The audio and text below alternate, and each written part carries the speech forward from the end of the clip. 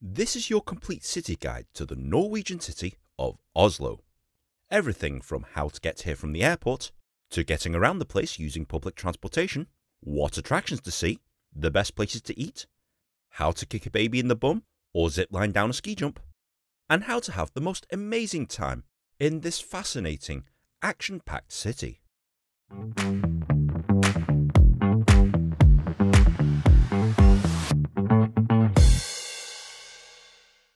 If you're watching this video guide, you'll probably have heard about the world-famous attractions that reside here. But it's also a cool, tranquil city to explore in its own right. There's literally hundreds of things to do here in Oslo, but it can get quite confusing and overwhelming if you're not sure what to do. So this video guide will explain absolutely everything to you. Firstly, let's have a look at a map of Oslo. Most of the attractions you will be interested in is located right here in the middle of the city. You could probably get away with walking in a big rectangle and you'll get to see most of what Oslo has to offer. However, I highly recommend that you travel a little bit further afield because there's some amazing attractions that you absolutely must do before you leave the Norwegian capital. But firstly, how to get here from the airport. Oslo is mainly served by two airports, the main of which is Oslo Gardermoen International Airport. This is the main airport that services Oslo. When you arrive, simply find one of these ticket booths, select your language, and buy a ticket for Flytoget. This is the direct train that will take you into Oslo city centre without stopping. You'll reach Oslo Central Station within about 20 minutes from start to finish. If you're a cheap ass like me and have flown in via Ryanair, you'll probably arrive at Sandefjord Torp Airport, which is hilariously nowhere near Oslo. It's actually a 2-hour bus ride away, and to buy a ticket for the bus, simply find this ticket machine, buy a ticket from there, and literally go outside the airport and jump on the Torp Expressen bus. It's literally outside the exit, you really can't miss it, and 2 hours later it will arrive at Oslo Central Station, which is right here on the map. Once you've arrived at Central Station, I strongly recommend that you visit the Oslo Visitor Centre, not only to pick up a free paper map, but it's also your chance to buy an Oslo Pass. This one pass allows you access to pretty much every museum in the city and provides free public transport for the duration of the pass. When you visit any attraction, simply show them the QR code, they scan you in and away you go. And it's the same for the public transport. All you have to do is press the public transport section, which will generate a QR code which acts as your ticket. Trust me when I say that this will save you a whole boatload of money and a whole boatload of time. So I strongly urge you to buy one of these things and activate it just before you visit the first attraction or just before you use public transportation for the first time, as the time limit starts the moment you activate the pass. Whilst we're talking about public transportation, Oslo's transport network is incredibly efficient, easy to use and very user-friendly. Simply fire up the Oslo Pass and generate a QR code, scan yourself in and away you go. It's literally that simple. It allows you access to the metro system, the on-street trams, the buses and even the boats, so you definitely get full value for money if you buy an Oslo Pass. Anyway, back to Oslo Central Station. Once you leave the station, you'll be greeted by this rather fetching silver tiger and Thor's hammer, which is kind of cool. But you'll quickly notice that you're literally on the water, and the first attraction we're visiting is literally within eyesight. The National Opera House.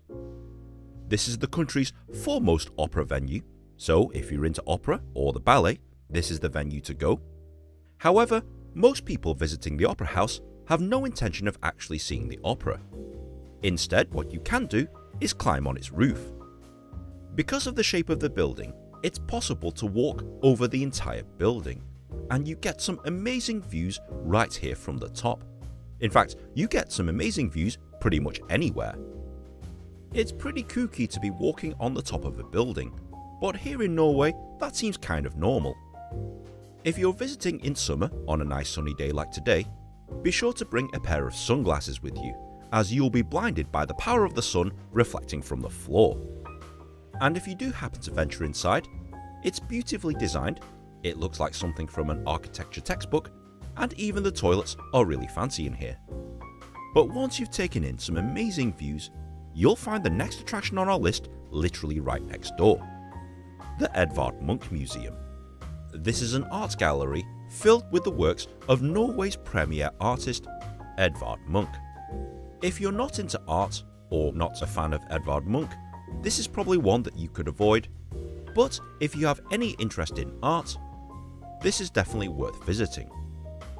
The most famous work of art by Edvard Munch that you might have heard of is this, the Scream. And believe it or not, there's actually several versions of this, most of which are on display here in the museum, but the most famous one is in a separate museum that we'll cover later in the video. I should probably point out that whilst this is a very lovely art gallery, very well organised, and there's plenty to see and do, it's also home to an incredible rooftop bar.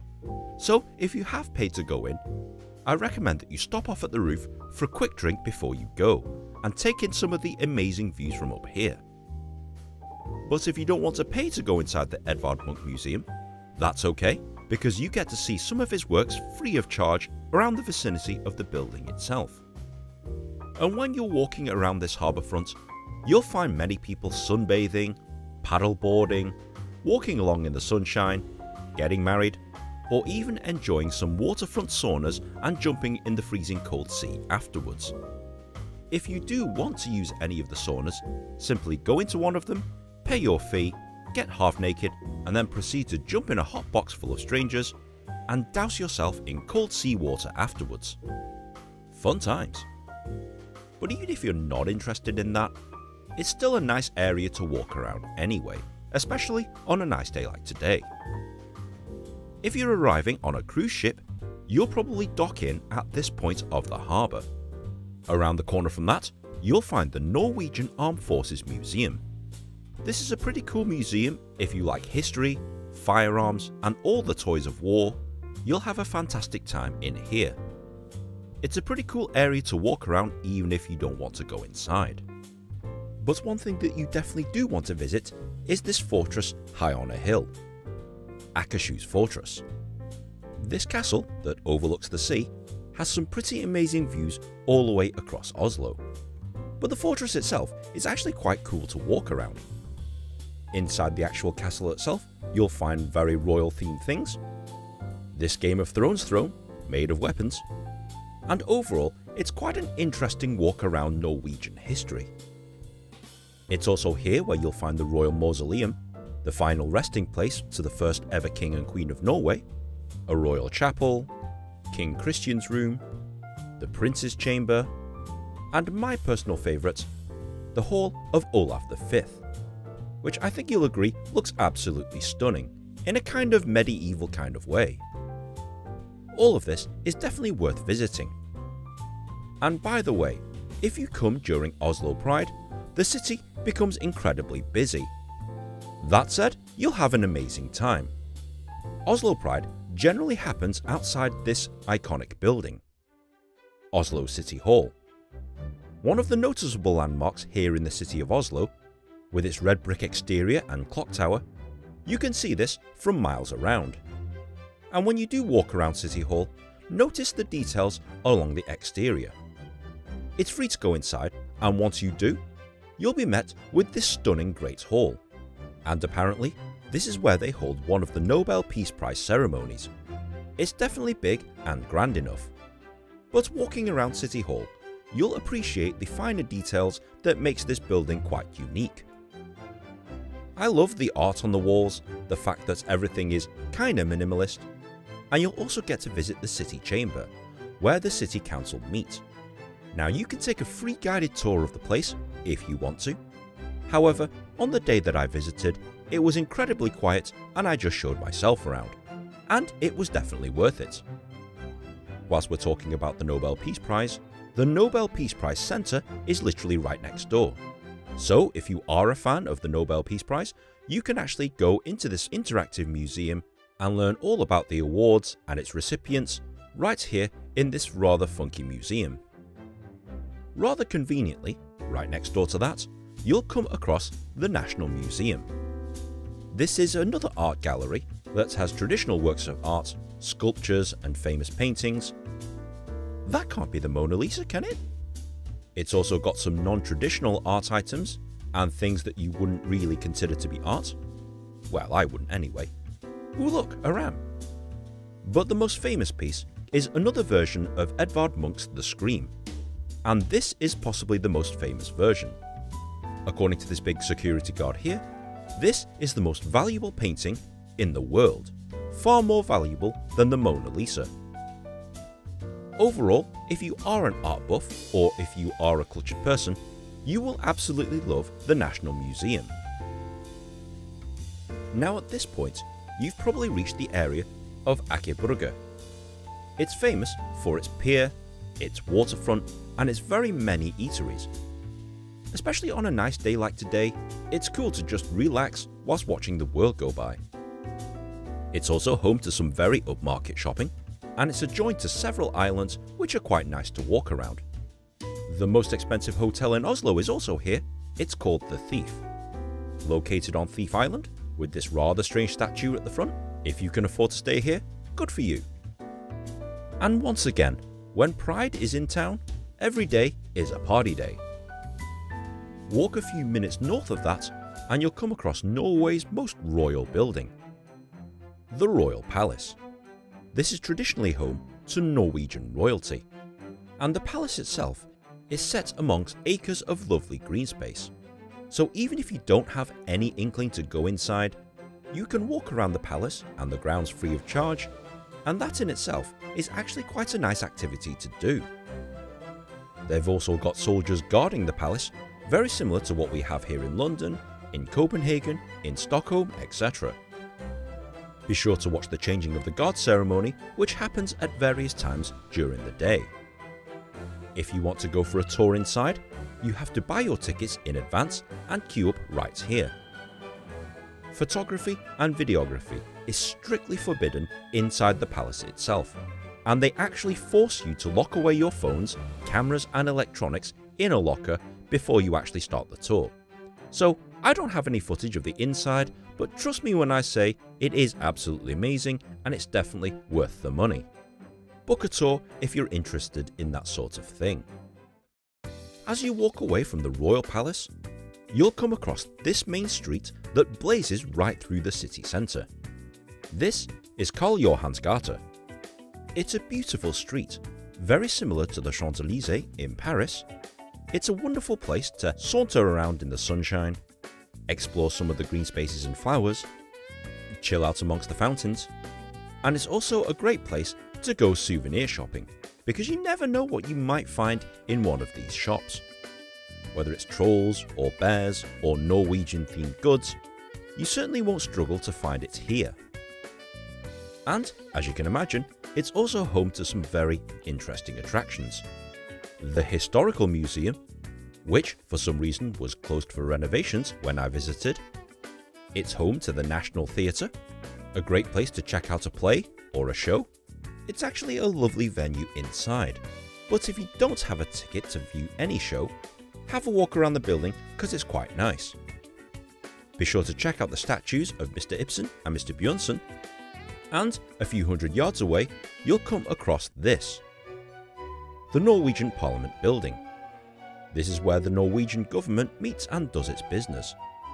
The building itself is quite nice, and if you're interested, you can take a free of charge guided tour around the Parliament building, but you do have to queue up for it, and they only allow 30 people in at a time. You have to queue up right here around the back of the building, and if you're person number 31, tough luck, no tour for you. So I recommend that you queue up 45 minutes before the allotted time in order to guarantee your spot. If you're one of the lucky ones that actually does manage to get into the Parliament building, you'll get this amazing guided tour. It's very historical, and the tour guide will explain everything from the history of the building to the history of Norway itself, and you get to walk around some pretty funky rooms. complete with some very funky artwork on the walls, but no rooms are more impressive than the actual Parliament chamber itself. It's very red and gold, very regal. You get to learn a lot about how the Norwegian Parliament works, and this alone is worth coming onto the tour to see.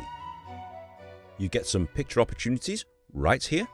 It's definitely worth about an hour of your time. If you walk back towards Central Station, you'll come across the two most famous churches in all of Oslo. The first is Oslo Cathedral. Very nice inside, especially if you like this sort of thing. And a couple of streets away, you'll come across St. Olav's. It's definitely a lot more colourful in here than in the cathedral, but overall a nice church indeed. So believe it or not, that's everything that you'll see if you walk in a big giant rectangle around Oslo. But there's many other attractions that I urge you to do that's slightly outside this rectangular area. Before I show you all of those attractions, let's talk about food. There's no shortage of places where you can eat here in Oslo. The things I recommend that you try are Freia brand chocolate, very tasty, ice cream in weird flavours. This happens to be salty licorice ice cream. It's an acquired taste, but definitely worth a go if you're adventurous. If you're on the outskirts of the city, you might bump across Siva Kiosken. This is the last hot dog stand in all of the city.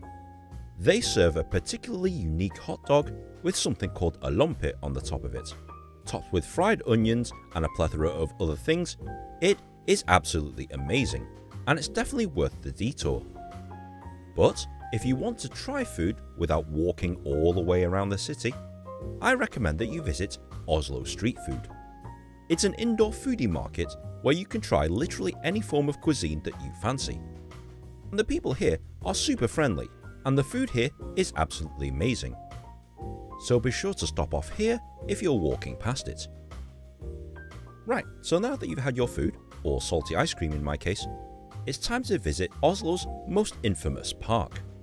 This is Frogner Park. The park itself is a lovely manicured green space. You'd expect nothing less from the Norwegians. But the most famous part is this, the Vigeland Sculpture Park. This is an area of the park that displays the works of Gustav Vigeland, Norway's premier sculptor. And to say that the sculptures are a little strange is a little bit of an understatement. When you walk through this boulevard, you'll come across very suggestive statues, this statue of a guy beating up another guy, judo I think this is, and one of the most famous works, the Angry Baby, where people rub his hand, or his little penis, for good luck. I think I might just rub the hand, it's probably safer.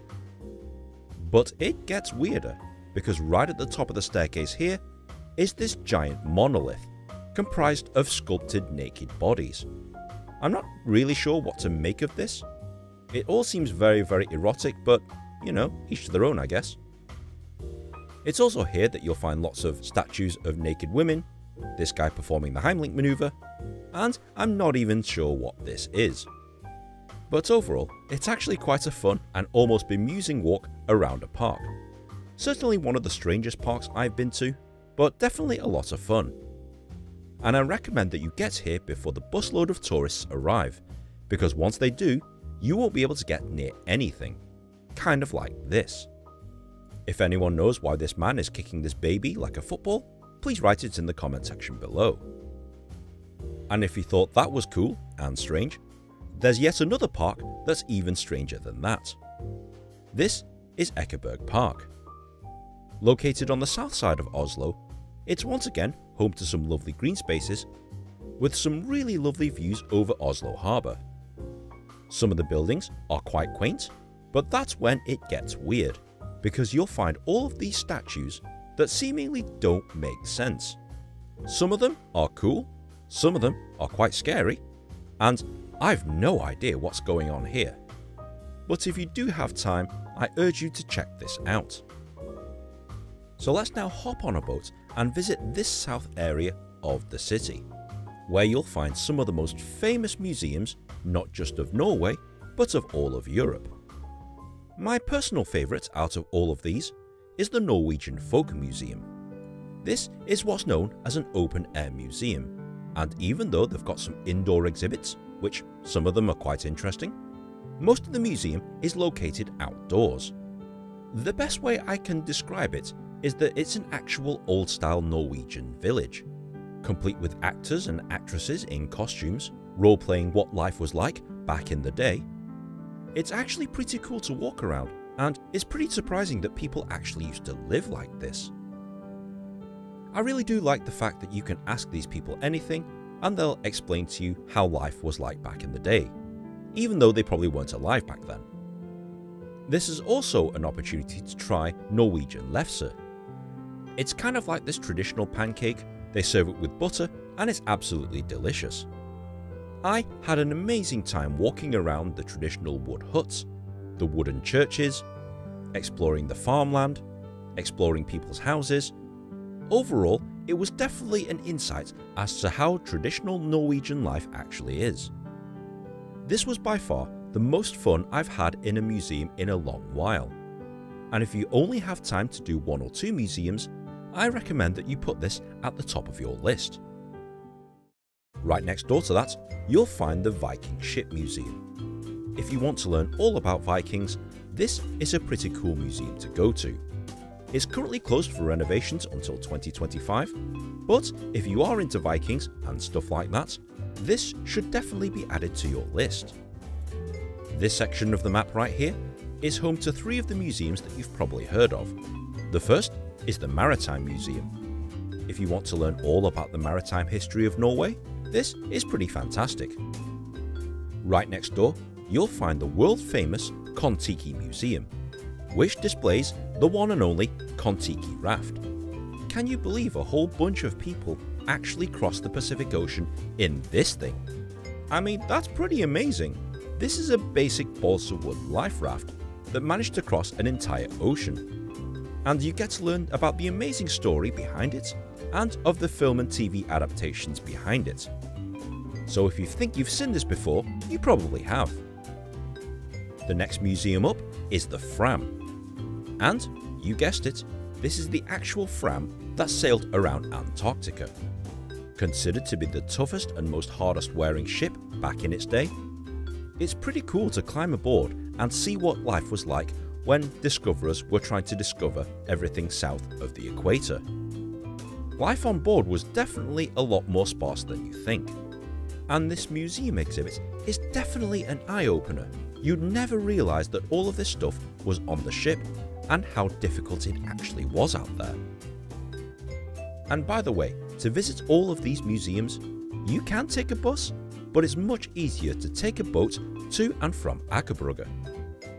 And whilst we're talking about boats, once you've reached Aker Brygge, you can transfer onto a completely different boat and explore the islands around Oslo. If we go back to the map, you'll notice that there's 4 or 5 residential islands just off the coast of Oslo. And yes, you can take a cruise around Oslo if you want to, but I find that using the normal commuter boats will get you to these islands much cheaper and faster, and you get time to explore the islands at your own leisure. The first island you'll come across is Hovedøya. It's a very picturesque island, home to a few hundred people. It's home to this disused monastery, this lovely park space, and beautiful views of Oslo from its waters. It definitely seems like a world away from Oslo city centre. The next island, Lindøya, has these rather colourful houses. I can imagine that it's very picturesque in the summer, and it's absolutely freezing in the wintertime. It's also home to this church on the water, very picturesque. You can also visit Nakholmen and Gressholmen, and it's very similar to Lindøya. I would have loved more time to explore these islands, but as time was running out and the weather was turning sour, I decided to hop onto the next boat back to Aker Brygge. Nobody beats the Norwegians in winter sports, and if you have time, I urge you to take the tram up to the Holmenkollen area of the city, where you'll find this. The Holmenkollen ski jump. This is one of the most fearsome ski jumps in all of the world, and after looking at this video footage, you'll see why. It's every bit as terrifying as it looks right here on camera. and when you come during wintertime, you'll find people ski jumping off it. But as it's summer and there's no snow around, you can do other things, such as go in virtual simulators and walk around the ski jump itself. But if I were you, I'd take the lift right up to the top of the ski jump, where you'll get some amazing views over the ski jump and over Oslo itself. It's super cool and terrifying at the same time. And if you do want to go off the ski jump, but it's not snowing, you can choose to zipline down the damn thing, which is exactly what I did. After paying your money and being strapped up, they literally send you hurtling down the ski jump.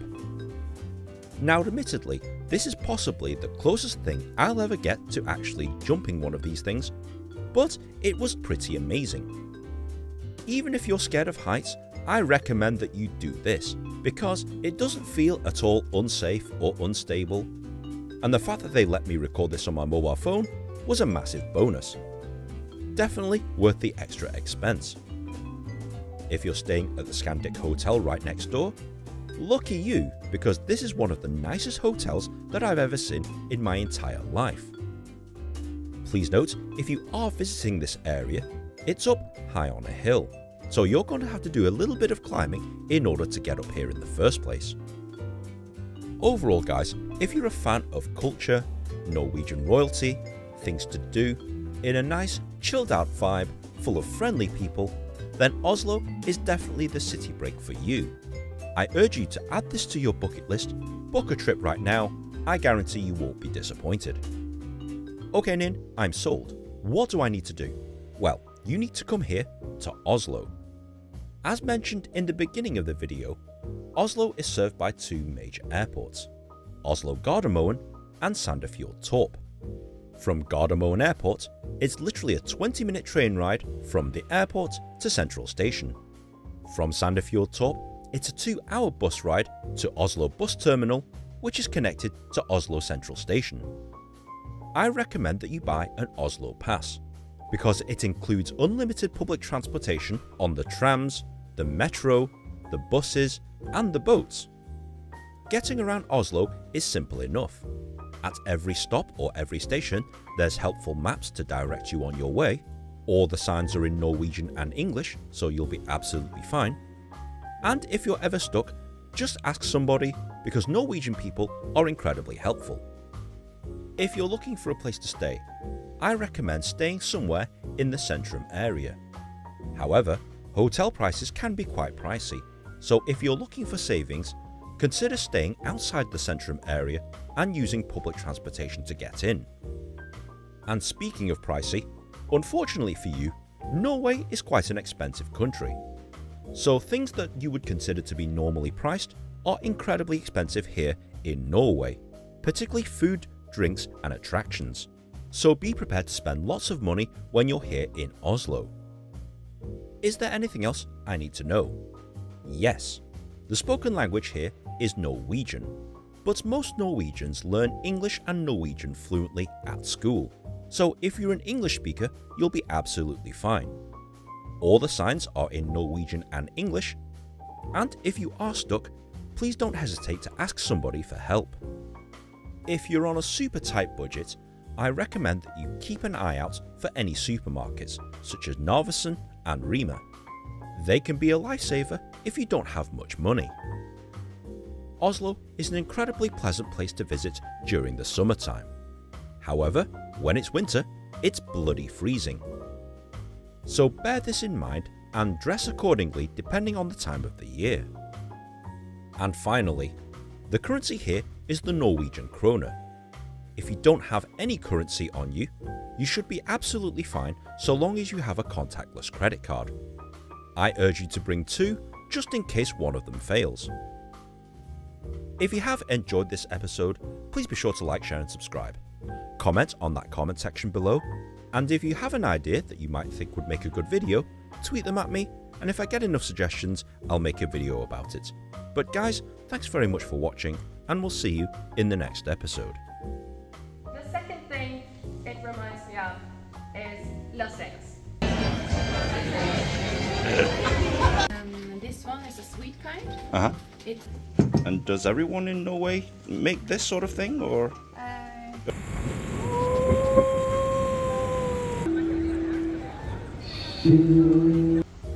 Wish naked women would carry me around like this.